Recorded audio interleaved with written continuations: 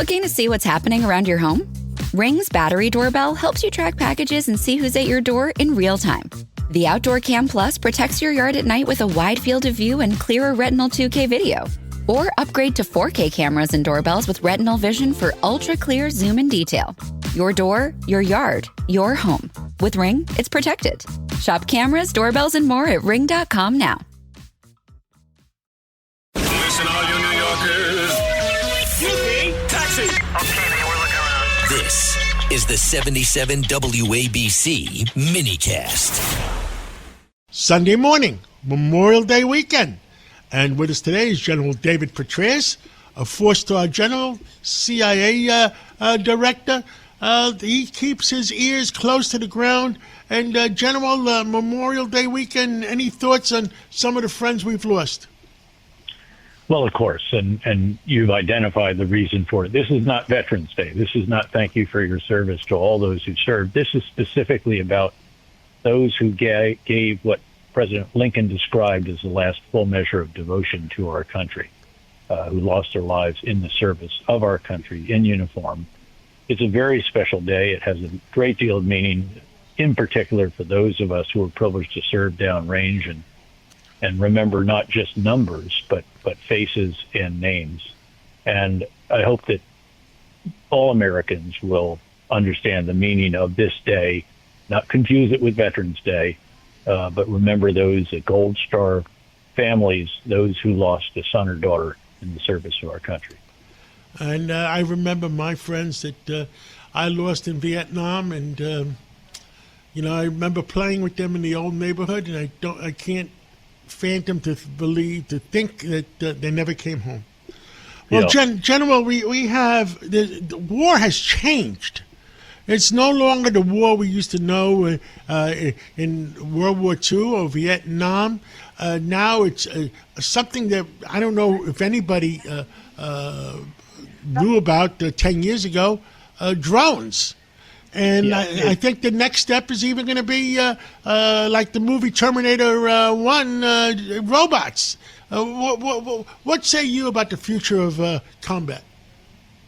Well, first, that it is on display, but not in the Gulf, rather in Ukraine, where, to give the listeners an idea, Ukraine now is using over 10,000 drones on every single day. Some are short-range, first-person view suicide drones. Others are longer-range surveillance. There's bomber drones. There's drones of every type. There's logistics drones. And then there are missiles and rockets and so forth. They're even taking the war to Moscow now, which has not been seen before. Moscow and St. Petersburg, the home of the elites of Russia, really haven't felt this war. It's not their sons and daughters that are going off. It's those in the rural areas who are being recruited by huge bonuses. And then if they lose their lives, families get very large remittances for that. So this is, again, the future of war right now, which is all unmanned systems all the time. Tanks and infantry fighting vehicles can't survive on this battlefield. Aircraft can't go near the front lines. You can't even drive a vehicle to the front lines anymore. They actually have remotely driven vehicles. And the death zones, it's termed, is about 35 kilometers on either side of the front line of troops. And even the troops aren't in fighting positions. You can't fight from where they are, because if you can see out and poke a rifle out, and a drone could come in, there actually should be termed survivability positions. They're dug deep in the ground, and they'll have anywhere from 6 to 8 soldiers in there, and they're there for 2 months as these drones overhead are carrying out the warfare.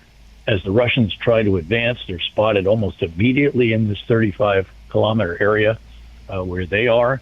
And once you're seen, you're going to be attacked relentlessly. And it's a question of whether you get into real cover or if you're going to be taken out by a suicide attack drone. And about 60% of all drones on the Ukrainian side now have fiber optic cable trailing behind them, because that means that the command and control can't be jammed, something which the Russians are very good at. Electronic warfare, jamming, spoofing, and other ways of interdicting, interrupting the command and control line. Keep in mind that the Ukrainians took 35% of the Russian Black Sea Fleet out without a navy. It was aerial drones that find the ships, maritime drones that sink them, and that entire fleet is now tied up as far from Ukraine as they can possibly get. This really is revolutionary in a way that we haven't seen anything in our lifetimes before. And General, I understand now. There's underwater drones Yes. that approach from underwater and then come up on land, so that it's very hard to detect them. And I know the president has said a lot of concerns about those windmills along the Atlantic coast, that they're blocking our view of some of our radar. Well, I'm not the technical expert that he is apparently on all this stuff, John, but let me just tell you that there are drones of every type out there. They're underwater. I'm not sure about the ones that come up on the ground, as you described, but if there are not, there will be pretty soon. There are surface of the water drones. That's what sinks the Russian ships. Plenty of aerial drones of all different types and capabilities.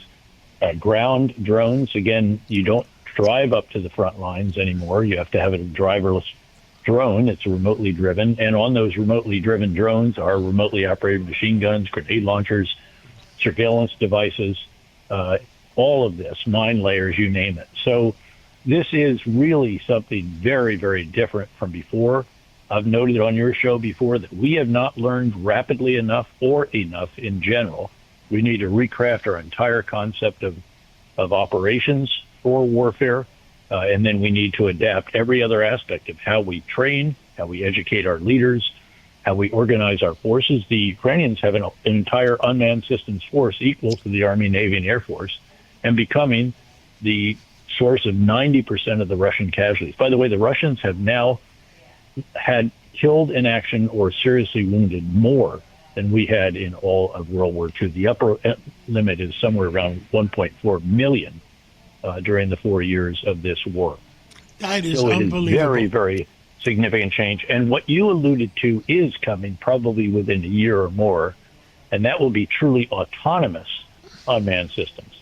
So they'll be piloted not by a remote connection to a human, but by the algorithm on board that has been programmed very carefully to do what it is that the commander wants that system to do. And then when it gets really scary, is that these autonomous systems, so you're no longer limited by the number of pilots that you have, remote human pilots.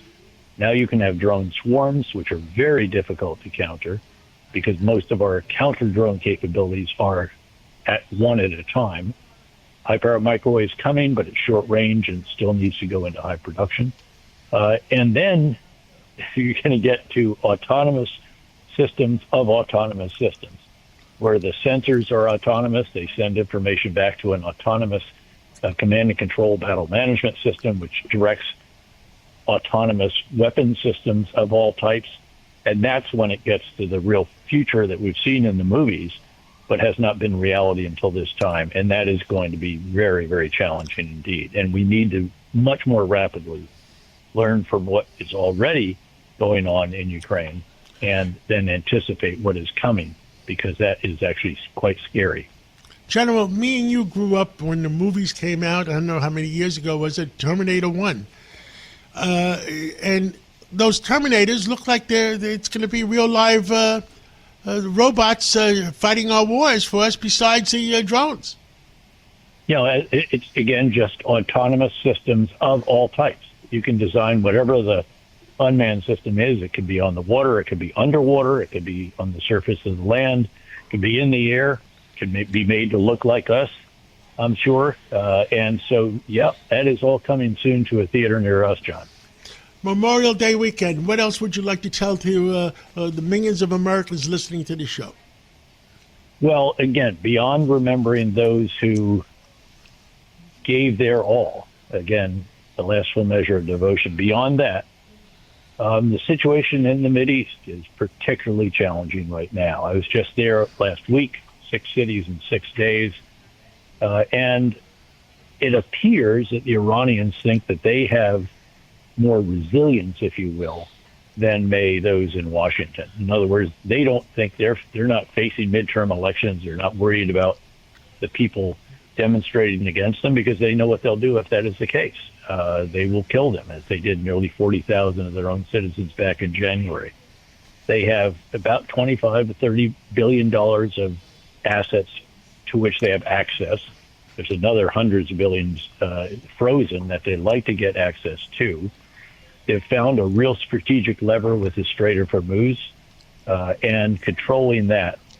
And I think they sense that we don't want to go back to war. And I don't think we do. No one in his right mind ever would want to do that.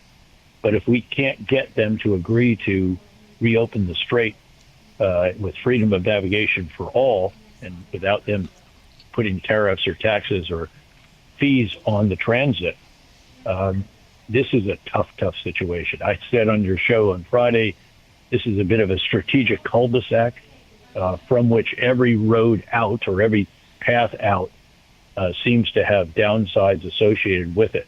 And I think that is the case right now. General Petraeus,